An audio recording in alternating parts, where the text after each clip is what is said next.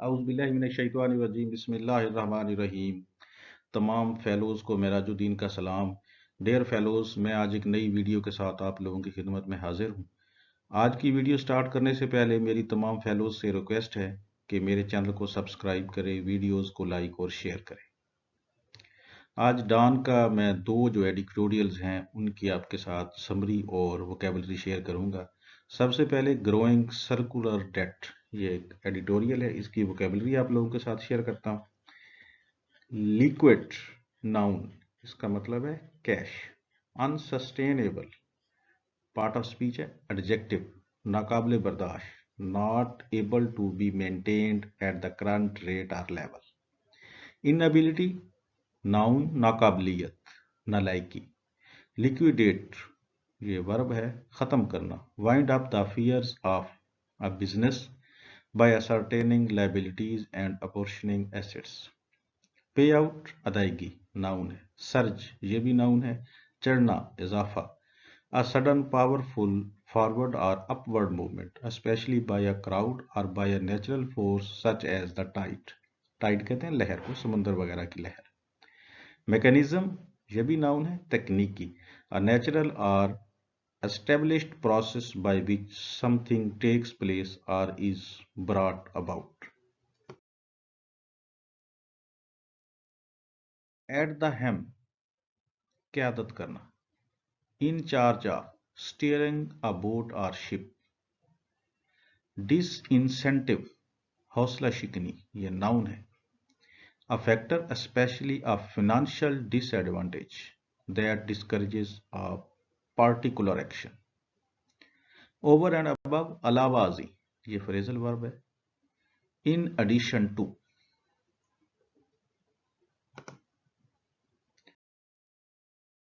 इस एडिटोरियल की हम समरी पढ़ते हैं। समरी में है जी, electricity in Pakistan is too much expensive, यानी पाकिस्तान में जो बिजली है वो बहुत ज़्यादा महंगी हो चुकी है, यानी पाकिस्तान में लाइटें ऑन रखना बड़ा मुश्किल है। Government does not know how to deal with circular date, जो सर्कुलर डेट है वो इतना ज़्यादा हो गया है कि गवर्नमेंट को अब समझ ही नहीं आ रही कि वो क्या करे, इसको कैसे ख़त्म किया जाए। ये हो कितना गया है, सर्कुलर डेट अब जो है 2.44 ट्रिलियन पे पहुंच गया है, जो कि लास्ट ईयर सितंबर में 2.25 ट्रिलियन था। इसका जो टोटल ये सर्कुलर डेट है, इसका 1/3 जो है ये नॉन पेमेंट ऑफ बिल्स की वजह से है, यानी जो बिल पेमेंट नहीं होती उनकी वजह से है, पावर प्रोड्यूसर को और जो उसकी ऑयल की जो सप्लाई होती है उसको। प्लान्स एंड स्ट्रेटजीज फेल्ड, यानी गवर्नमेंट्स जो भी प्लान्स बनाती हैं, स्ट्रेटजीज बनाती हैं इस सर्कुलर डेट को कम करने के लिए, वो फेल हो गई हैं। हाल ही में पीटीआई गवर्नमेंट ने भी एक स्ट्रेटजी बनाई थी कि जो स्टेट ओन्ड यानी लिस्टेड एनर्जी कंपनीज हैं गवर्नमेंट की, उनसे जो उनको आय के पैसा आएगा वो सर्कुलर डेट को कम करने के लिए, अदा करने के लिए वो इस्तेमाल करेंगे। ये जो गवर्नमेंट मौजूदा पीएमएलएन की है, जो पीडीएम की गवर्नमेंट है, ये प्लान कर रही है जो 43.34 बिलियंस उनका सर्कुलर डेट है, इसको कंज्यूमर से वो पे करेंगे। क्वार्टरली टैरिफ एडजस्टमेंट एक मैकेनिज्म उन्होंने बनाया है, इसमें उन्होंने जो रेट रखा है वो पर यूनिट 2 रुपये 18 पैसे रखा है, और ये क्वार्टर जो है जनवरी से मार्च तक का है।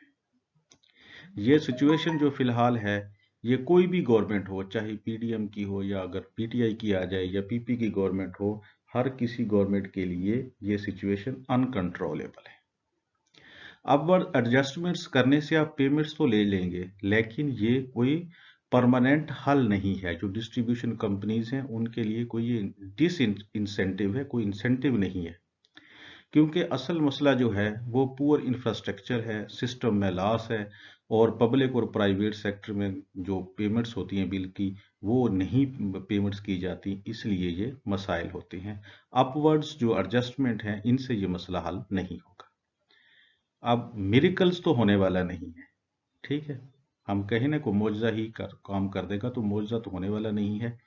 सीरियस मैनेजमेंट प्रॉब्लम है ये, और इसको अपनी जो पॉलिटिकल कास्ट है, किसी भी गवर्नमेंट को अपनी पॉलिटिकल कास्ट जो है वो पे करनी पड़ेगी इसकी करेक्शन के लिए, बातों से काम नहीं चलेगा।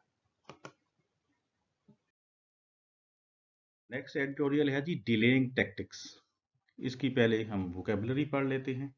वोकेबलरी में है जी प्रेज्यूमेबली, प्रेज्यूमेबली एडवर्ब है और इसका मतलब है शायद।